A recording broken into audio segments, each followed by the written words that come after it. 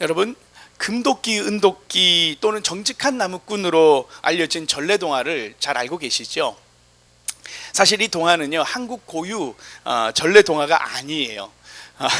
서양의 이솝우화에 나오는 헤르메스와 나무꾼이라는 이야기를 각색한 것이라고 합니다. 한국에서는 이 헤르메스가 산신령으로 나오는 거고요, 강물이 연못으로 바뀐 버전으로 우리 한국에 소개되었다고 합니다. 그래서 오늘 그 금도끼, 은도끼 이야기를 시작으로 한번 설교를 해보고자 하는데요, 어렸을 적을 한번 회상하면서 한번 이야기를 한번 곱씹어 보시면 좋겠습니다. 옛날 어느 마을에 가난하지만 정직하고 마음씨 착한 나무꾼이 살고 있었습니다. 이 나무꾼은 날마다 아침 일찍 산에 올라가 해가 저물 때까지 나무를 베어서 장에 내다 나무를 팔았습니다. 그리고는 늙으신 홀어머니를 정성껏 모셨는데요, 그런데 어느 날 나무꾼이 점심을 먹고 다시 나무를 베고 있었습니다. 휙 하더니 도끼가 나무꾼의 손에서 미끄러져 연못에 빠지고 말았습니다. 아이고, 이런 내 도끼. 이거는 구연동화를 좀 해야 되는데 제가 목소리도 그렇고 영 되지 않습니다. 나무꾼은 어찌할 바를 몰라 땅바닥에 털썩 주저앉고 눈물을 흘리며 울었습니다. 이를 어쩌나, 하나밖에 없는 이 도끼인데 이제 나무를 어떻게 베나 하며 울고 있었어요. 근데 그때 연못에서 갑자기 하얀 연기가 일더니 하얀 옷을 입은 산신령이 나타나는 것입니다. 오해 없으시기 바랍니다. 전래동화 이야기입니다. 네가 연못에 도끼를 빠뜨렸느냐 하면서 질문을 한 거예요. 산신령이 나무꾼을 보면서 이렇게 묻는 겁니다. 그래서 산신령에게 나무꾼이 나무를 베다가 도끼를 연못에 빠뜨렸습니다. 도끼가 없으면 나무도 못하고 나무를 못하면 늙으신 어머니를 굶게 할 수밖에 없습니다. 그래서 울고 있습니다 라고 이야기했습니다. 그러니 산신령이 걱정하지 말고 잠시 기다려라 하더니만 갑자기 물속에 들어간 거 아니겠습니까? 그러면서 물속에 들어간 그 산신령이 다시 얼마 후에 나왔는데, 그러면서 금도끼를 가지고 이 도끼가 네 도끼냐라고 한 거 아닙니까? 그러자 그 나무꾼이 아닙니다, 그 도끼는 제 도끼가 아닙니다 라고 이야기했죠. 고개를 좀 얘기하자 산신령이 다시 그럼 기다려보거라 하며 연못으로 들어간 것입니다. 이후에 잠시 후에 다시 이 연기가 일면서 산신령이 올라왔는데, 그러면서 이 도끼, 이 은도끼가 네 도끼냐라고 하죠. 그런데 동일하게 나무꾼이 그 도끼도 제 도끼가 아닙니다 라고 이야기하지 않습니까? 그러면서 그 나무꾼이 이렇게 말합니다. 제 도끼는 쇠 도끼입니다. 산신령이 그래 하고 다시 연못으로 사라졌다가 쇠 도끼를 가지고 나타나지요. 그러면서 이 도끼가 네 도끼냐 할 때 나무꾼이 제 도끼가 맞습니다, 그 도끼가 바로 제 도끼입니다 라고 대답했다지요. 그때 이 산신령이 허허허 웃으면서 정직한 나무꾼이구나, 금도끼와 은도끼도 다 선물을 줄 테니 가져가거라. 그리고 그 금도끼, 은도끼 팔아서 그 동네에서 가장 부자가 되었다라는 이야기입니다. 여러분, 이 이야기를 모르는 사람은 없습니다.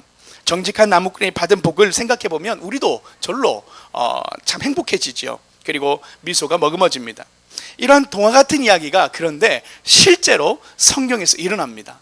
오늘 본문 우리가 읽었던 솔로몬 이야기죠. 솔로몬이 하나님께 1000번제를 드리는 이야기입니다. 근데 그날 밤에 솔로몬의 꿈에 하나님이 나타나셔서 솔로몬에게 네 소원이 무엇이냐, 내가 내게 무엇을 해줄꼬 라고 질문을 하시죠.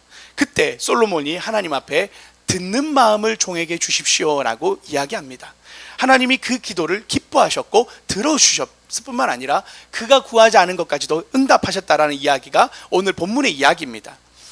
왜 하나님이 그 기도를 기뻐하셨는지, 그리고 하나님은 어떤 그 기도를 어떤 간구로 솔로몬이 드렸는지를 우리가 살펴보면서 우리 또한 하나님 앞에 어떤 기도를 드려야 할지를 함께 결단해 보고자 합니다. 그래서 오늘 설교의 제목은 듣는 마음을 종에게 주사입니다. 듣는 마음을 종에게 주사. 여러분, 하나님이 어떤 기도를 기뻐하시는지, 하나님 우리의 삶에 동일하게 내 소원이 무엇이냐 물어본다면 오늘 하나님께 어떤 기도를 올려드릴지를 한번 생각해 보면서 2024년 우리 가정의 기도 제목, 우리의 자녀들의 기도 제목들을 하나님 앞에 한번 결단해 보시고 오늘 이 예배 가운데 기도할 때 하나님이 그 기도를 기뻐하시고 응답하실 줄 믿습니다. 하나님의 응답이 있는 한 해가 되시기를 축복합니다. 먼저 오늘 본문을 함께 살펴보고자 하는데요, 4절 말씀입니다. 4절에 보면 제가 읽겠습니다. 이에 왕이 제사하러 기브온으로 가니 거기는 산당이 큼이라. 솔로몬이 그 제단에 1000번제를 드렸더니 라고 시작합니다. 여러분, 우리가 읽진 않았지만 이 열왕기상 3장 1절에서 3절에 보면 성전과 왕궁이 건축되고 있는 과정이었습니다. 다윗의 뒤를 이어 왕이 된 솔로몬이 성전과 자신의 왕궁을 건축하고 있는 과정 중에 성전이 없었지요. 그래서 성전 대신 산당에서 예배를 드렸습니다. 그리고 그 산당에서 1000번제를 드렸다고 하는데, 이 번제는 제물을 태워서 드리는 제사입니다. 이 제물을 태울 때 하나님께 온전한 헌신을 드린다라는 마음의 표현이 있는 제사가 바로 번제인데요. 이 번제를 1000번제를 드렸다는 건 엄청난 규모의 양이었을 것을 생각해 볼 수 있습니다. 성경에도요, 수많은 사람들이 제사를 드리는데 이렇게 1000번제를 드린 만큼의 규모를 드린 사람은 없습니다. 전무합니다. 솔로몬이 전무합니다. 그래서 여기서 우리가 교회에 보면 1000번제라고 하는 예배를 드리거나 봉헌할 때 그런, 어떻게 보면 이 내려오게 됐던 가장 큰 전례가 바로 이 솔로몬의 때라는 것이죠. 이 제물을, 양을 태워서 드리는데 보통은 한 7일에서 8일 정도 걸렸지 않았을까. 다시 말하면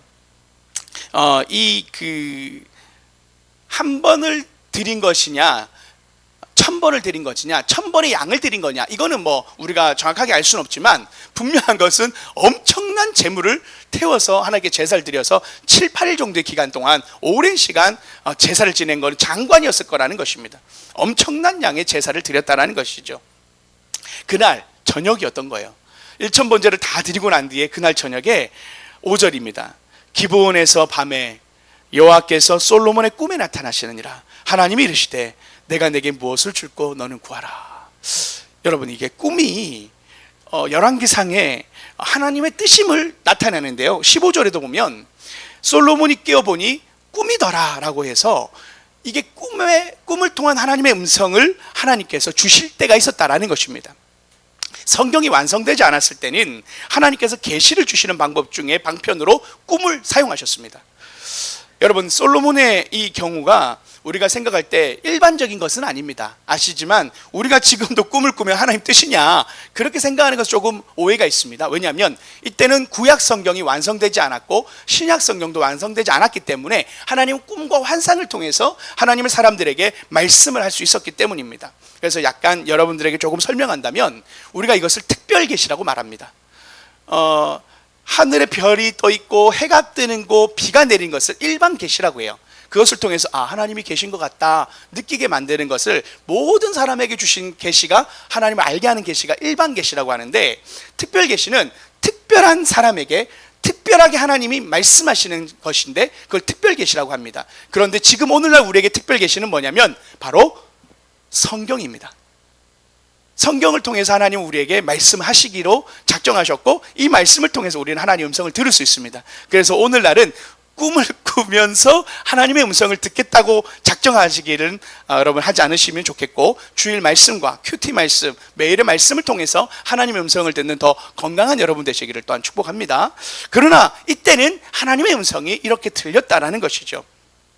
그런데 그때 솔로몬이 하나님께 구하죠. 그 기도에 하나님 앞에 어떤 기도 제목을 구했냐면 바로 9절입니다. 듣는 마음을 종에게 주사라고 솔로몬이 하나님께 기도를 하죠. 하나님, 누가 주의 이 많은 백성을 재판할 수 있사오리까 듣는 마음을 종에게 주십시오 라고 합니다. 여기서 이 듣는 마음이라는 단어는 히브리어로 레브 쇼메아라고 해서 귀 기울이는 마음이라는 뜻입니다. 귀 기울이는 마음. 이것을요 조금 쉽게 설명하면, 듣는 마음이라는 것을 조금 쉽게 설명하면 하나님이 그 듣는 마음을 어떻게 해석하셨냐면 11절과 12절이에요. 오직 송사를 듣고 분별하는 지혜를 구하였으니 내가 내 말대로 하려 내게 지혜롭고 총명한 마음을 주노라. 다시 말하면 솔로몬이 구한 것을 듣는 마음이었지만 하나님은 그것을 어떻게 직역했냐면 너가 지혜를 구했구나 라고 얘기한 것입니다. 그것을 듣는 마음을 예전에 이 한글 개정 전에는 그냥 지혜를 달라고 했었거든요. 그런데 이 언어적으로 귀 기울이는 마음으로 다시 개역 개정에서 이렇게 다시 표현했지만, 듣는 마음으로 했지만 중요한 결론은 바로 지혜입니다. 우리 여기 청소년들도 있는데, 우리 대학생들도 있는데, 하나님이 이 지혜를 주시는 분이라는 사실을 기억하시기를 축복합니다. 하나님이 우리의 자녀들에게 지혜를 줄 수 있는 분이십니다. 하나님이 지혜에 대해서 오늘 이야기하시는 것이죠. 그래서 그것이 10절에 보면 솔로몬이 이것을 구하매 그 말씀이 주의 마음에 든지라 해서 하나님이 기뻐하셨다라는 거예요. 하나님이 왜 이 솔로몬의 기도가 기쁨이 됐는지 우리가 살펴봐야 되지 않겠습니까? 그래서 우리 또한 하나님께 기쁨이 되는 기도가 무엇인지를 알고 그 기도를 드릴 때 하나님이 여러분의 가정 가운데도 자녀들 가운데도 분명 오늘 기도에 응답할 줄 믿습니다. 6절에 한번 볼까요? 솔로몬이 먼저 어떤 마음으로 하나님 앞에 기도했는지가 나옵니다. 솔로몬이 함께 읽어볼까요? 시작.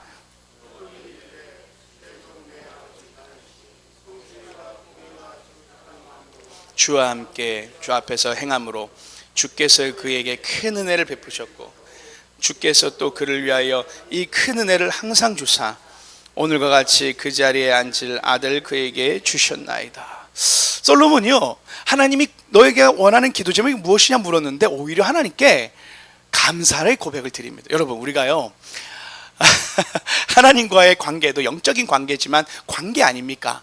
그 속에서 우리가 하나님이 구할 때 어떤 사람들은 없는 것을 보는 사람이 먼저 없는 것을 보는 사람이 많지요. 그런데 오늘 솔로몬의 마음 자세를 보면 먼저 어떤 기도 제목을 냈느냐보다 어떤 마음 자세를 가졌느냐가 더 우선된다는 것을 볼 수 있습니다.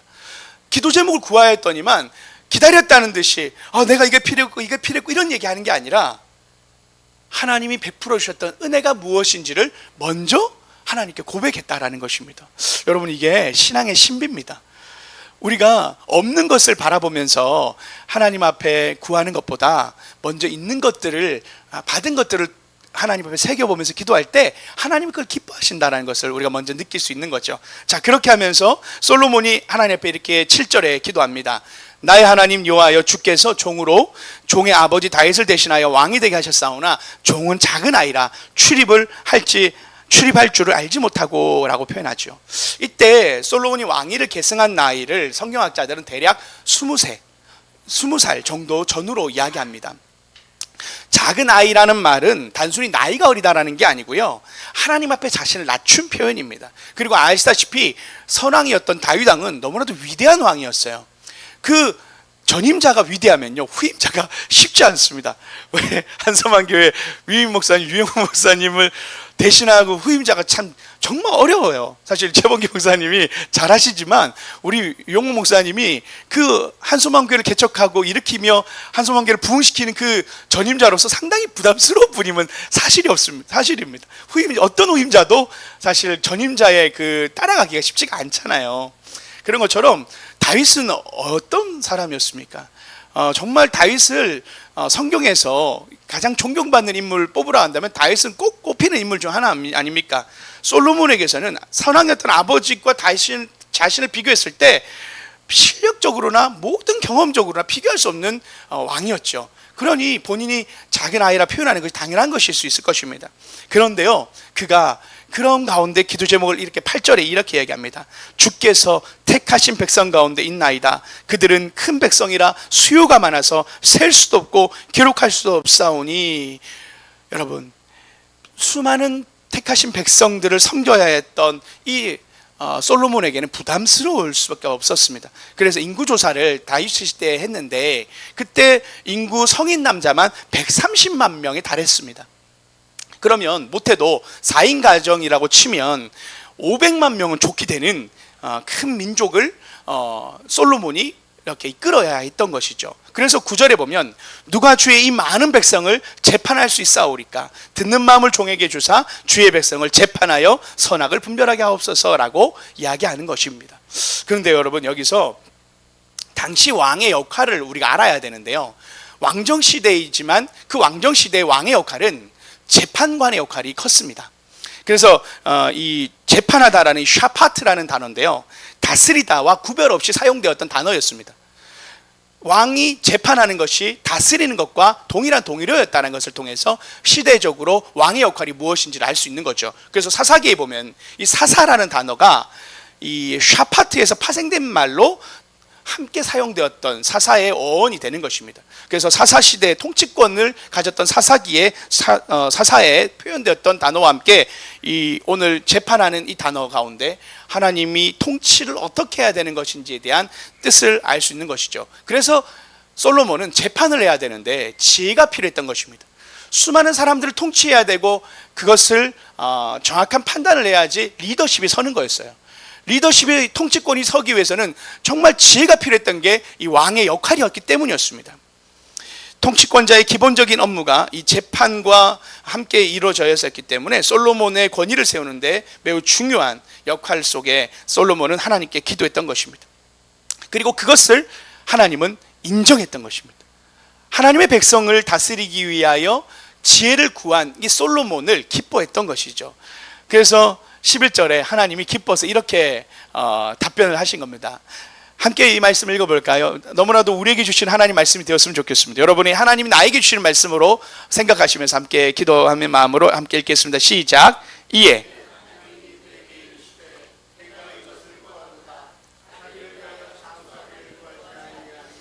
부도 구하지 아니하며 자기의 원수의 생명을 멸하기도 구하지 아니하고 오직 송사를 듣고 분별하는 지혜를 구하였으니, 하나님이 이것을 기뻐했다라는 것입니다.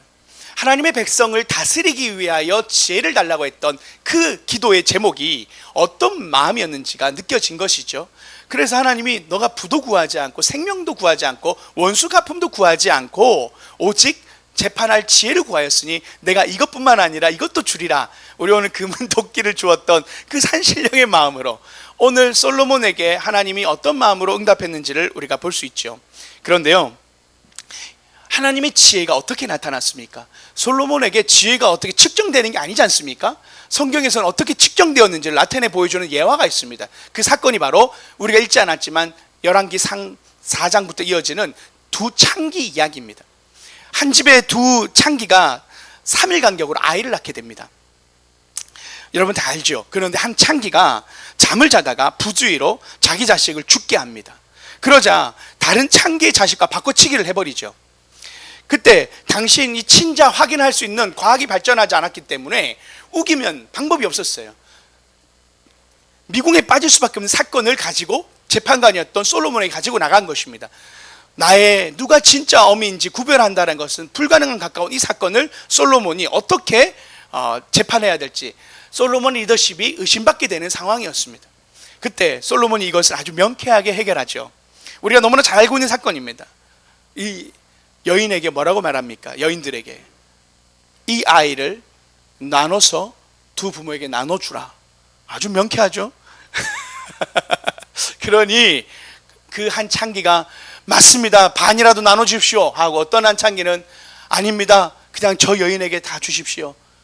그때 누가 진짜 어미인지가 구별돼 버린 거 아닙니까? 그 한 답변으로 인해서 그러자 저 어미가 진짜 어미가 맞다, 아이를 주라고 한 어미가 진짜 어미다라고 하며 그 사건을 재판 가운데 판단하지요. 이것이 솔로몬의 지혜라고 유명한 사건 아닙니까? 그래서 솔로몬을 지혜의 왕이라고 이야기했고 온 세계 가운데 우리가 지금도 솔로몬 하면 지혜의 왕이라고 알고 있는 바로 이유가 바로 이 사건 때문이죠.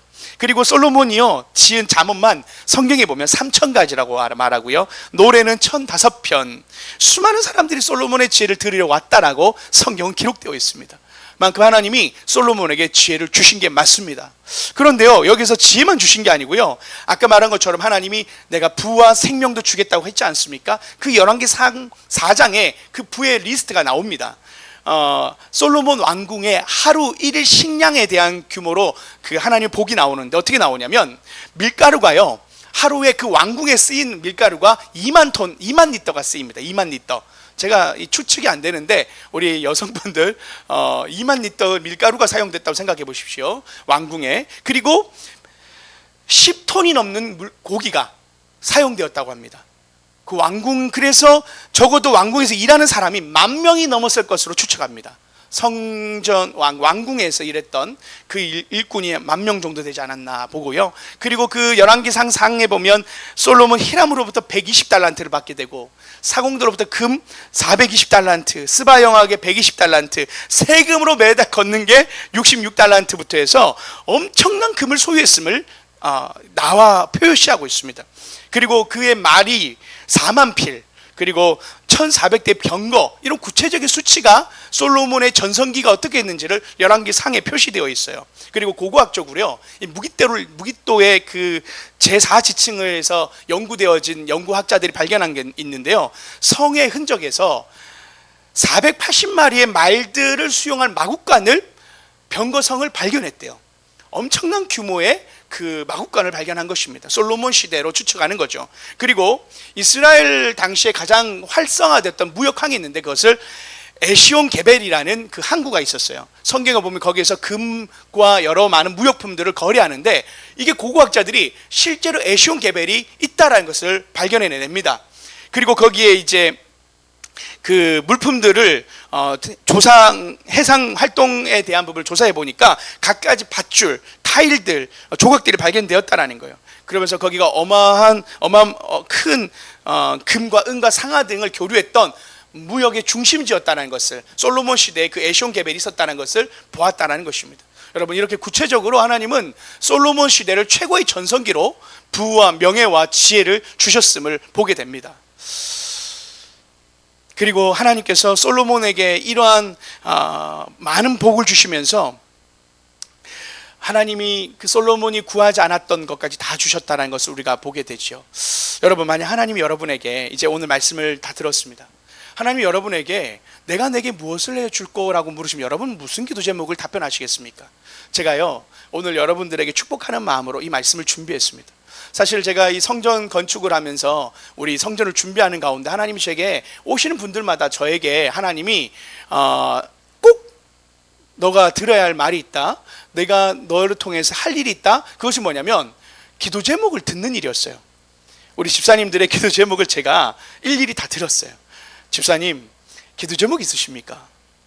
근데 하나님이 저에게 마음 주셨던 마음이 뭐냐면, 종아, 내가 너를 통해서 축복할 건데 이 성전을 건축하고 돕는 하나님의 사람들을 내가 축복하려 내가 모을 것이다, 너는 네가 할 일은 축복하는 일이다 라고 말하면서 하나님이 저한테 구체적으로 기도 제목 무엇이냐고 물으면 사람들이 그냥 일반적인 얘기를 할 것이다 라는 마음을 많이 주시더라고요. 그래서 저한테 한 가지 지혜를 주셨어요. 이렇게 물으라고 하더라고요. 만약 하나님이 소원을 들어주신다면 어떤 소원을 말씀하시겠습니까?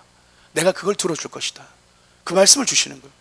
여러분, 오늘 이 자리에 오신 여러분을 축복합니다. 하나님이, 제가 이 말씀을 준비하면서 오늘 이 자리를 섬기시는 분들과 이 자리를 채우는 분들을 하나님이 1000번째와 같은 헌신과 희생으로 하나님 앞에 드리러 온 예배자들이다라고 마음을 주시면서 하나님이 오늘 이 자리에 있는 여러분들을 축복하겠다고 하나님이 저에게 마음을 많이 주셨어요. 그래서 여러분 마음속에 어떤 기도 제목을 가지고 계십니까? 오늘 이 시간 기도하는 시간에 하나님께 그 기도 제목을 올려드리십시오. 하나님이 그 소원을 여러분에게 응답하실 것입니다. 제가 지금 부와 명예를 구하라고 기도 제목을 드린 게 아닙니다. 하나님이 기뻐하시는 기도를 드리시면 하나님이 그에 맞는 피로도 채우시는 분이라는 사실입니다. 여기서 중요한 사실이 있어요. 우리가 노력해야 부와 명예를 얻는다고 생각하죠. 그런데 오늘 말씀은 내가 부와 명예도 주는 능력자라는 것을, 하나님이라는 것을 성경은 말하고 있다는 사실입니다. 하나님이 지혜를 주실 뿐만 아니라 부와 명예와 건강도 주실 수 있는 분이라는 것을 하나님 말씀하고 있다는 걸 통해서 우리가 우리의 인간의 노력으로 우리의 부와 우리 가정을 세우려고 하는 것보다 하나님께 올려드리십시오. 하나님이 솔로몬의 그 왕 전성기를 만들었던 것처럼 하나님 복을 주실 것입니다.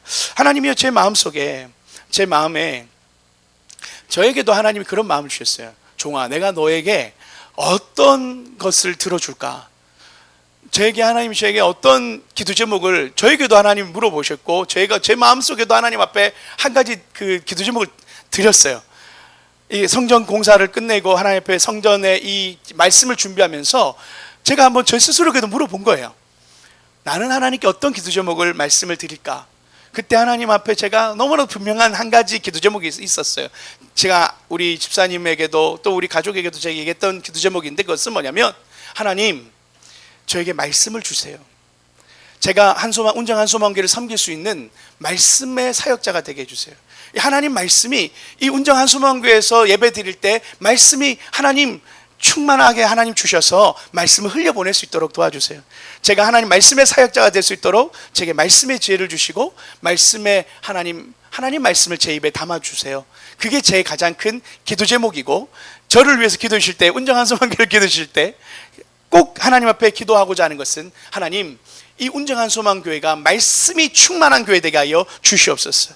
그 말씀을 준비하고 말씀을 하나님 앞에 하나님 전할 때 하나님 말씀을 온전히 대언할 수 있는 사역자가 될 수 있도록 그렇게 제가 기도하는 마음으로 하나님 앞에 올려드렸어요. 그러면서 이 예배가 하나님의 임재와 성령의 임재가 충만한 예배가 되기를, 말씀이 충만한 예배가 되기를, 그게 제 가장 큰 기도 제목이고 하나님 앞에 구하는 저 또한 하나님께 드리는 기도 제목이었습니다. 마태복음 6장 31절에 이런 말씀이 있죠. 그러므로 염려하여 이르기를 무엇을 먹을까 무엇을 마실까 무엇을 입을까 하지 말라. 이는 다 이방인들이 구하는 것이라. 너희 하늘 아버지께서 이 모든 것이 너에게 있어야 할 줄을 아시느니라. 그런즉 너희는 먼저 그의 나라와 의를 구하라. 그리하면 이 모든 것을 너에게 더하시리라. 아멘. 여러분, 하나님이 우리의 필요를 알고 계시지요. 그리고 오늘 이 시간 여러분의 삶을 축복하기를 원하신다 말씀하시면서 우리의 하나님이 우리의 아버지가 되시고 우리의 필요를 들어주실 수 있는 분이시고 우리의 삶의 모든 필요를 채울 수 있는 분이시다라는 사실 속에 오늘 이 시간 하나님 앞에 우리 함께 우리의 필요를 올려드리고, 하나님 올 2024년 우리의 가정에 하나님 필요를 채우시는 것을 경험하는 저와 여러분 되시기를 축복합니다. 내가 내게 무엇을 해주기를 원하느냐? 주여, 종에게 듣는 마음을 허락하여 주옵소서. 종에게 듣는 마음을 주시옵소서. 오늘 이 기도가 우리 기도 제목이 되어서 하나님 나라와 뜻을 이루어가는 저와 여러분 되시기를 축복합니다. 함께 기도하겠습니다.